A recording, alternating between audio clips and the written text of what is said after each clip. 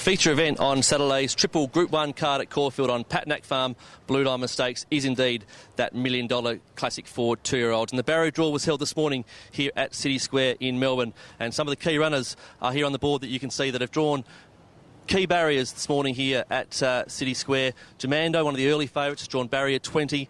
The Travelling Man, trained by Matt Laurie, barrier 2. We go down to No Looking Back. Gay Waterhouse's runner has drawn awkwardly in barrier 19. And the current favourite here, Samaretti, has drawn barrier 8. There's the Melbourne Racing Club members horse, Members Joy, who's also drawn nicely in barrier 7. But all the key players were in attendance this morning at this morning's barrier draw. We spoke to them all, including Samaretti's trainer, Mick Price. Samaretti drawn nicely in 8. She's drawn ideal, hasn't she? There'll be good speed on, 16 runners, full field. Be interesting what No Looking Back does from out there, but it wouldn't be one of those horses that get back. I think it'll bounce forward, and Members Joy's drawn alongside us. It'll go forward. There'll be good speed. We don't have to be one of them.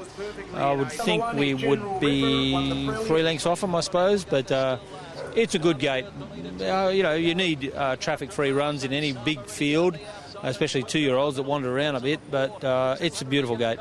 Her win at Flemington that day, I thought it was pretty damn good. And then we did all our sums to get her into the Blue Diamond from that point. She did really well up at Rockmount. She wasn't bottomed out after Flemington, but she spelled at the right time, and I think you saw the benefit of that. The filly that went into the prelude the other day was robust, hit the line strong, and look, she's pulled up really well. Well, Craig, you're on arm for action in Saturday's Patnack Farm Blue Diamond Stakes. Drawn barrier 11, what were your initial thoughts? Yeah, look, happy with the draw. She looks really good. She probably adds a little bit of an X factor in regards to her form coming into the race, and she's undefeated 2 from 2, and looking forward to Saturday. How about the run in Adelaide? It was in the Queen Adelaide, probably not a traditional lay-up for the Blue Diamond. What are your thoughts about that path that Freeman took? Yeah, look, I think she's been really well placed, but I like the style, the way that she's won her races. Can argue that she hasn't beaten much, but just the way that she's beaten them, I'm really happy going into Saturday's race. How do you see the race being run? I haven't gone through the form yet, but I'd say with the Travelling Man drawing in and a few horses drawing out, there looks like there will be a lot of pressure in the race, like always. And I'd say my horse is a front-running horse, so she'll be right in the forward line. Well, Matt, you got the Travelling Man in Saturday's Group 1 Blue Diamond Stakes, drawn beautifully in barrier 2. You happy with that?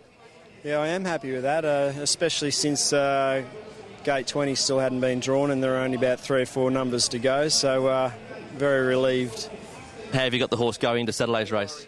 Very happy with him. He galloped very nicely on the grass this morning and, travelled comfortably within himself, ran good time and pulled up and recovered quickly. So, couldn't ask for much more going into a race like this.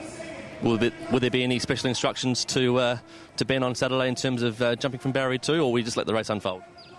Look, I'm not one for sort of boring instructions into the jockeys, but obviously from that gate he's going to be handy, and I'll just leave it to Ben to sort of work it out.